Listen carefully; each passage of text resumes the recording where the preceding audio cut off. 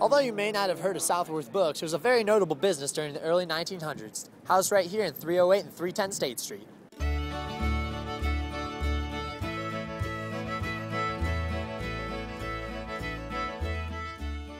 Although this building is now the home of Orange Leaf, a frozen yogurt joint, evidence of the building's history can still be spotted in this advertisement, which has remained through numerous renovations.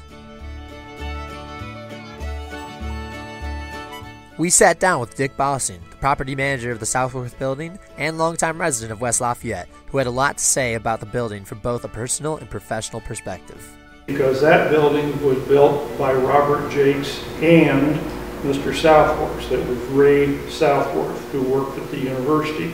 They built that building over there, and they wanted it as Southworth Bookstore, and that's what it was. Mr. Ray M. Southworth was born on February 11, 1885, to a fatherless family. Raised by his grandparents, his mother Laura appeared to have made ends meet as a seamstress. In 1906, Ray Southworth made his society debut through his marriage to society woman Flossie Minch. Shortly after the wedding, the young couple went to work managing a small student supply store, catering to the growing Purdue University nearby. In 1909, Southworth partnered with Jack's Muller Co., a similar supply store in Lafayette, and through this partnership acquired the funds to construct the historical shop from 308 to 310 State Street. One of the earliest shops to form in this district, Southworth's Book and Supply Store aided the growth of the now flourishing village.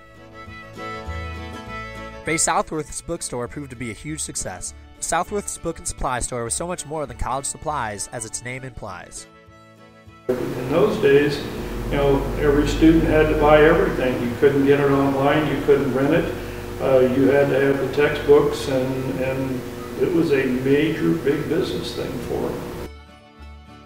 It was not a college bookstore as we see them today, but almost a precursor to a modern-day department store.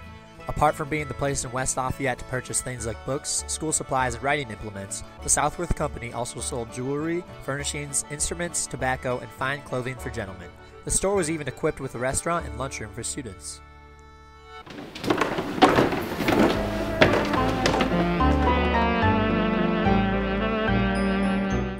Southworth was in drama at Purdue, and in that he had this Harlequin Club in the upstairs. And they had performances up there, and then they'd have drinks and things up there. And at first it was a man's club only. The Harlequin Club seems to have been the place to be back when it was in its prime. With a stunning tin ceiling and a bold stage area at its head, it seems to have held about 20 small tables where patrons could have sat and enjoyed a drink while watching a performance. However, the Harlequin Club closed its doors around the time of World War II, managing to live past the time of its founder. The alley between the Southworth building and the adjacent building to the west, built by Southworth's partner Jack's, has recently undergone an effort by the city of West Lafayette to beautify the area. This alleyway used to be called Gumball Alley.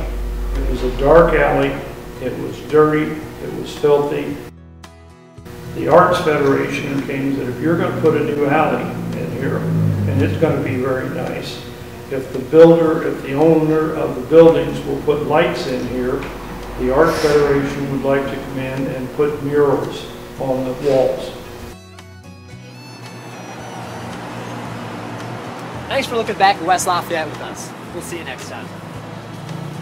We hope that you have learned something new about your community through this video, and if you know anything else interesting about the Southworth building and its history, we would love to hear about it.